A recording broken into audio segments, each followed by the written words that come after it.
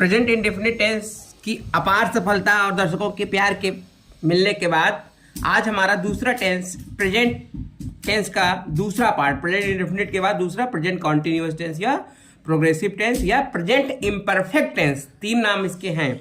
इसमें क्या होता है, पहचान क्या होती है, काम हो रहा है वर्तमान में, जैसे वाक्य अंत में रहा है, रही है, ये वाक्य आते हैं।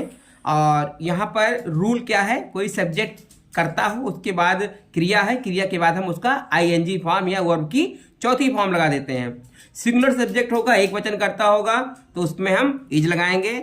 आई जो क्या कहते हैं फर्स्ट पर्सन है, इसके बाद हम सदैव एम का प्रयोग करते हैं और उसके बाद हम ये देखिए इज एम आर, ये हमारी हेल्पिंग वर्ब है। आई का प्रयोग एम के साथ, एम का प्रयोग आई के साथ, इज का प्रयोग सिंगुलर सब्जेक्ट के साथ और आर का प्रयोग प्लूरल सब्जेक्ट के साथ। वर्ब प्लस आईएनजी, जैसे गो में आईएनजी लगाने पर गोइंग हो गया। Formula subject plus am oblique is oblique are, ये सब क्या है आपकी हेल्पिंग वर्ब्स, प्लस वर्ब में आईएनजी फॉर्म लगा देंगे और उसके बाद अदर वर्ड्स। अब मैं हम लोग सीधा पॉजिटिव सेंटेंस को पकड़ते हैं। एग्जाम्पल, उदाहरण, मैं पढ़ रहा हूँ, पहचान क्या है, रहा है, रही हूँ, इसका क्या हो जाएगा, आई एम रीडिंग, क्योंकि आई के बाद एम लगेगा। सेकेंड, वह सो रहा है, यहाँ भी आईएनजी ही लगेगा। ही इज स्लीपिंग, आई हो गया एम के साथ, इज हो गया ही के साथ, और हम लोग खेल रहे हैं, ये प्लूरल है, वी आर प्लेइंग। हाँ, अब यही आपका प्रेजेंट कॉन्टिन्यूअस टेंस है। प्रेजेंट कॉन्टिन्यूअस का ये हमने अभी पॉजिटिव सेंटेंस पढ़े, अब हम निगेटिव सेंटेंस पे चल रहे हैं।